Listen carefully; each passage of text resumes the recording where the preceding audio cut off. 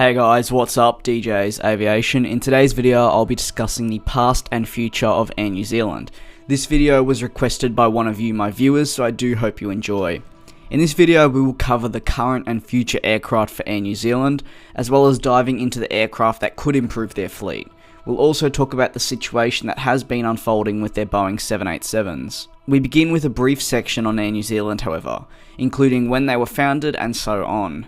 Air New Zealand is the flag carrier airline of Air New Zealand and are based in Auckland, New Zealand. They were founded some 77 years ago as Teal or Tasman Empire Airways Limited, which has quite a nice ring to it. However, in 1965, Teal became wholly owned by the New Zealand government, when from there the name was changed to Air New Zealand. During this time period, Air New Zealand had its ups and downs, however currently it is booming, and in 2015 the airline carried some 14.29 million passengers. As of 2016, all the profits from revenue to total assets to the operating income are all on the increase. Air New Zealand have hubs in Auckland, Christchurch and Wellington, and the two airports they focus in on are Los Angeles and Sydney Airport. So Air New Zealand over the past few years have become widely known for their creative and hilarious in-flight safety videos which have been shared throughout the world. Not only has this created more attention towards the airline, but also enabled more travellers to learn of Air New Zealand, further helping to increasing their passenger numbers. Now let's talk the fleet. Currently, Air New Zealand operate with the A320s, 787-9s, Boeing 777-300ERs, and Boeing 777-200ERs. Air New Zealand's subsidiaries operate turboprop aircraft on regional domestic services around New Zealand. Only two aircraft types are used, that being the ATR 72s, with Mount Cook Airline, and 23 Q300s with Air Nelson. Air New Zealand are also fortunate enough to have a number of airplanes on order, including the Airbus A320neo and the A321neo, which I'm extremely excited to see. So what airplanes do I think would be good for Air New Zealand now?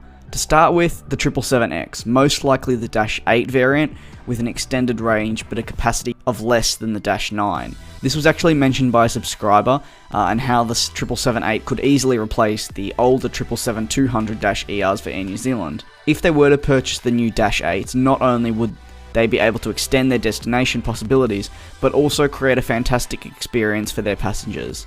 When it comes to the other aircraft, I feel they have locked down their domestic and trans-Tasman fleets, with the new Neo aircraft to take them forward.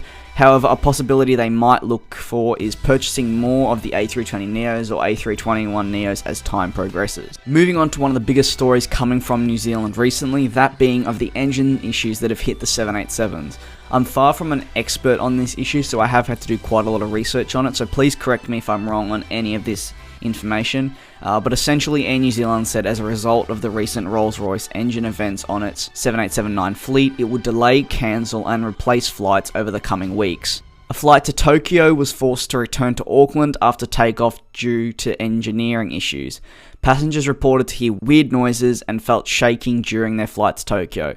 It's worth noting that ANA and Virgin Atlantic have also reported issue with the Rolls-Royce engines over the last 18 months. The engine in question specifically is the Rolls-Royce Trent 1000s.